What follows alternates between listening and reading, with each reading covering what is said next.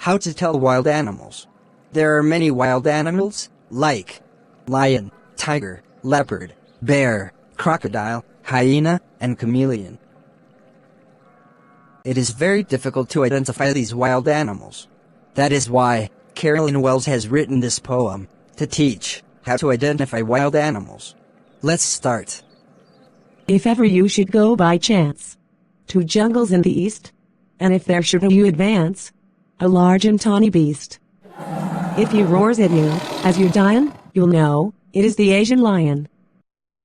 In this stanza, the poet has given the idea to identify the Asian lion. If you see a large and tawny beast. Tawny means of yellowish-brown color. So if you see a large and tawny beast, and if he roars so strong that you can die just by hearing his roar, be sure that it is the Asian lion. Or if sometime when roaming round, a noble wild beast greets you with black stripes on the yellow ground, just notice if he eats you. This simple rule may help you learn the Bengal tiger to discern. If you see an animal with black stripes on his yellow body, just wait and see if he eats you.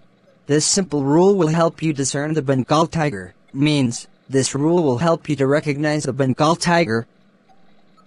If strolling forth, a beast you view, whose hide with spots is peppered, as soon as he is leapt on you, you'll know it is the leopard.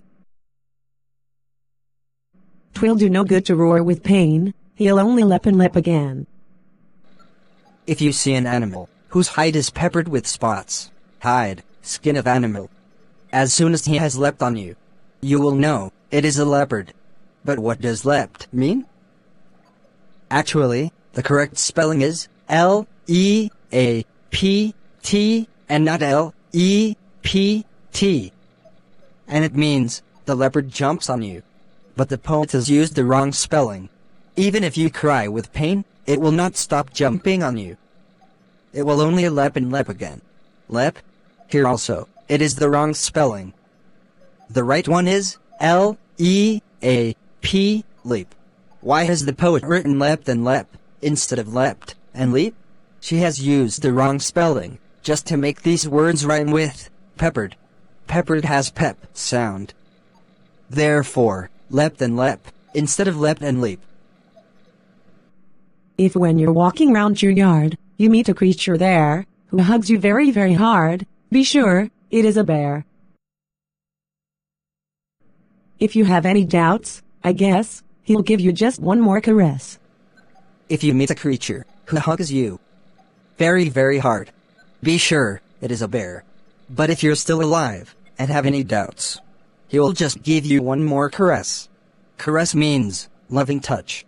In humans, it's like. But if a bear gives you a caress, you will hopefully die. Though, to distinguish beasts of prey, a novice might nonplus the crocodile you always may tell from the hyena thus. Hyenas come with merry smiles, but if they weep, they're crocodiles. A novice might nonplus to distinguish beasts of prey. Novice, beginner. Nonplus, be confused. Beasts of prey, animals that hunt other animals for food. Means, for distinguishing the beasts of prey, a beginner might be confused. How will you distinguish between crocodiles and hyenas? Hyenas are always smiling, and crocodiles are always weeping. That is, crying. The true chameleon is small, a lizard sort of thing. He hasn't any ears at all, and not a single wing. If there is nothing on the tree, 'tis the chameleon you see. Now in the last stanza, the poet helps us identify a chameleon. It is small, looks like a lizard, has no ears and no wings. And also, you know,